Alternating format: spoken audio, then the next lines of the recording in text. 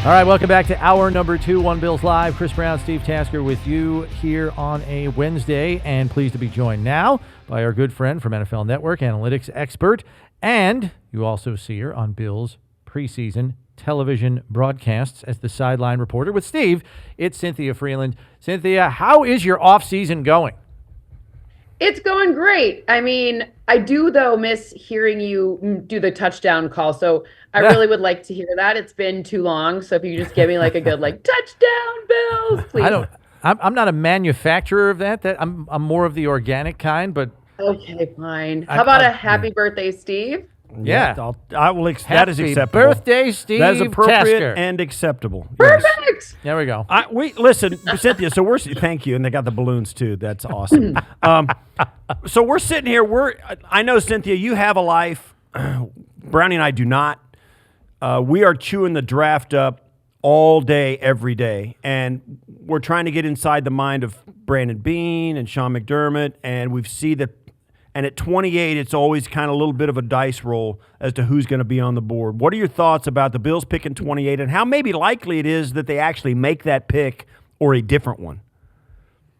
Yeah, I think it's going to be a different one. I think that probably the needs are going to drive.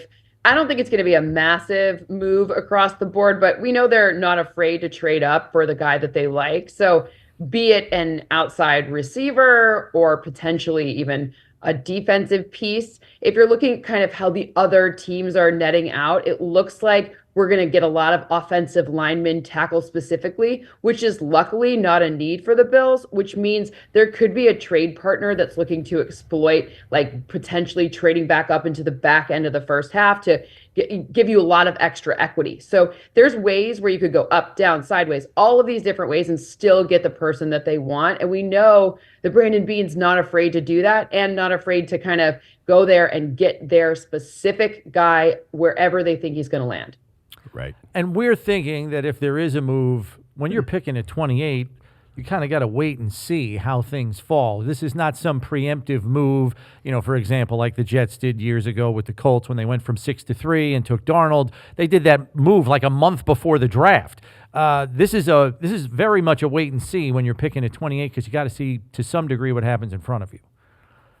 I think the lucky part, though, is many of the needs that the Bills have. Like, even if you were, let's just say corner, for example, there aren't a ton of super needy corner teams ahead of the Bills. So while I know we're all talking about wide receivers, you do need to kind of look at how some of these other positions play out. This is a deeper wide receiver class, too, yet again this year. Maybe other positions aren't quite as deep. I don't actually believe there are as many top tier corners in this draft class as we've seen in a few others recently. So, it's really about navigating like the kind of the trade-off between your opportunity cost of where you'd be picking versus where the next pick would land. So, I mean, I think maybe nationally, at least kind of the narrative is like, oh no, what are they going to do? Stephon Diggs, they must absolutely get a wide receiver. I don't actually think that's true. I believe Brandon when he says that we have a board, we're strong, we feel strong about where we've placed all these different people on this board, and we're going to get the right fit for us. Yesterday, I was telling Brownie that I think the over-under, I think 3 positions are going to maybe get almost 20 guys, like wide receiver, 5 or 6 or maybe 6 or 7, offensive tackle, and the other one was quarterback in the first round. I don't know. I said 20 guys, but I don't know if there's 20 names on the list that are going to go in the first round. But that's going to be, I think, those 3 positions, they may get 15 or 16 of the picks. So for me, a couple of like turning points and hinge areas here that could really be great for the Bills in terms of how, like if I'm a Bills fan and I'm looking at what other teams to kind of like things to cheer for other teams, like look for the Chargers to trade down. That would be a good indicator that potentially more quarterbacks are going right up at the top. Same thing with the Cardinals. Everyone's kind of just slotting the Ohio State wide receiver, Marvin Harrison Jr. to them, but they could trade down too should there be a team that wants to come up to get their quarterback. So J.J. McCarthy did himself a lot of favors. I think actually Jim Harbaugh also did J.J. McCarthy a lot of favors at the Combine by saying how wonderful he is to coach. So I'm looking at that, and if I'm a Bills fan, I want both of those teams to trade down, which means there's going to be more quarterbacks taken, more wide receivers, a little bit higher, but the tackle thing that could really be good for the Bills as well. So you want like these teams ahead of you, like you want Seattle to take some sort of lineman because then that means like there'll be some other positions that like, oh no, now I can go up and get my corner, et cetera. So I'm cheering for some trade movements. Like if I'm a Bills fan right now and I'm looking at what else to do, it's like I'm saying Chargers, I hope you trade down because that means more quarterbacks, which means a better opportunity for us to get a top tier wide receiver at Right. 20 something, not 28 necessarily. All right. So speaking of trading down, I want you to try to make the case for the Bills to move back if the value at receiver or whatever else isn't right at 28 for them and they don't see any point in staying there and they haven't made a move up the board. Teams like Carolina and Houston, who each have a pair of second-round picks, seem like trade partners that would make sense, but maybe state the case if you could so we don't throw Bills fans into a veritable panic that they're moving back when everybody expects them to move up. Well, let's look at the case of Carolina specifically. They paid so much money at the guard position, like money, that they still need kind of some help with their left tackle. Their right tackle is pretty like solid with Taylor Moton, but that tackle position could drive people to kind of come up and at 28 be like, I will give you my second round pick and some equity maybe as a later round pick to trade down. So that one specifically, if there is this run on tackles, that could be a really helpful pick for the Bills to trade down, the reason to trade down. And then Houston, I mean, they kind of, it's interesting because they're making some really strong moves this offseason. We've seen them kind of go all in and really leverage the fact that they have this rookie, defensive end and quarterback. People forget about Will Anderson. That's a expensive position that they're not paying for as well.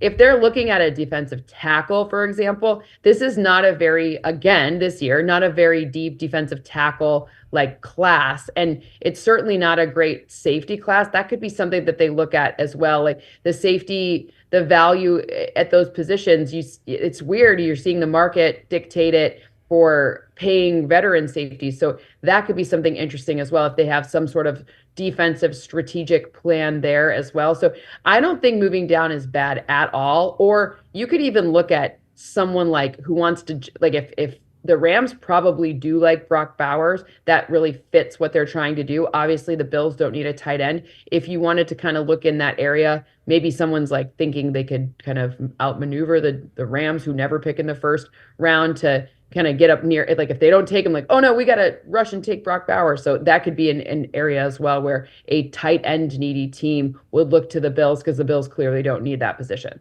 And one of the things too is give me a range here as we're looking at this draft. So the Bills are at 28 and you get up into like I'm looking at 22, 23, 24, Philly, Minnesota, Dallas, NFC teams.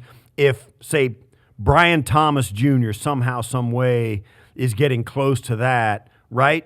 How far? I mean, we had scenarios where the Bills could almost get up to Cincinnati and LA at 18, 19 if they do the right stuff. But what's the range of places where the Bills could jump up to realistically if Brian Thomas slips maybe a quarter of a round? I think that is a very realistic range. So the way that, if you want to like, if you want to go like do an internet search for, the Jimmy Johnson trade chart, if you're looking, it actually does still kind of hold. Like every year, everyone's like, no one uses that anymore. And then you go back and you kind of value all the trades. You're like, actually, they kind of do. And the way that breaks down is that the first like 5 picks are you give up a pretty big haul, and then they start to compress. You don't have to give up as much to trade up in these latter portions. You could trade with someone like the Rams. You could trade with someone like the Bengals. Now, will the Bengals do that? I don't know because, Bengals and Bills, like it's more likely to trade with an NFC partner because, the Bengals are like, well, who do they want? Because we play them a lot and blah, blah, blah, blah, blah. We don't want Josh Allen getting any good weapons to play against us. So that could be more of a concern than it's more of the showmanship at that point than it is so like look for an NFC partner like the Rams that could be a good one, maybe even the Lions, something like that where you're getting, you don't have to move up that much, but if Brian Thomas starts to beat it, please go get him. Please go get him. He'd be great. He'd be a great fit. Right, because I know you recently did your best NFL draft fits. Was he your fit for the Bills? Yeah, because remember, Josh throws the ball really hard. 7 of the last 10 hardest in-game throws last year, and 8 of the 10 in the year prior. The fastest, so highest velocity, highest miles per hour in a game throws were all Josh Allen. We know this. You can see it. Like I don't even want to try to catch a ball from him. I would like break my little tiny hands. So ultimately, you don't want that situation. You got to get a guy who has shown that in-game footage, he's able to catch a zippy ball like that, something with some heat on it. So it just lessens the kind of the trajectory of how you adapt to the NFL level. And Brian Thomas Jr. has that. Obviously, there's some guys who Troy Franklin also does project for that well. He caught some really and maybe that's a good pick a little bit later, someone who's available if they were to trade down. But I think you want a big kind of outside presence guy. And for me right now, the best fit would be Brian Thomas Jr. But don't be mad if you get Troy Franklin. That little duck is good too. Right, and that's the knock on him. He's not little, skinny, but he's I a feel skinny like duck. I'm an old lady now, so I can say that little guy. Yeah, he's a skinny duck though, right? He's a skinny duck. Yep. Yeah. Well, okay. What do you? That's his only knock. The guy weighs 160 Well, pounds. yeah, he's a rail. You're right. You mentioned how you think the top of the draft could help push some talent down to Buffalo in round 1. Where could you see maybe the best depth position-wise on day 2, Cynthia? I think this is going to be the sneaky spot where those, I think we talk about things like we think about wide receiver ones. Well, wide receiver twos are actually pretty valuable too. And I think people aren't giving enough credit to like the Bills. Curtis Samuel is a good pick. Like people think like, oh no, there's no Stephon Diggs. Like it's going to be everything. No, like at least nationally, that's kind of been some of the narratives people have asked me about. And I'm like, this is Josh Allen's legacy year for sure. Like, because we'll see what happens without Stephon Diggs there, but I'm not that worried. You have to remember Dalton Kincaid, like he wasn't even healthy for the entire time he's been there with him. So it's kind of one of those, and Dawson Knox obviously. So I'm curious to see how the slot looks. I mean, Steve, obviously you can tell me what you think about it, but I think that's going to be a value in the second round. I also think a lot of these corners will get pushed down there. Like Cooper DeJean could be there in the second round, and because he had some interesting, anytime there's an injury, it always makes a question mark, and he doesn't have an injury that obviously is a one that's a long-term concern. It is a concern, but I think that he could fall in the second round, and that could be a masterful swoop up for the Bills.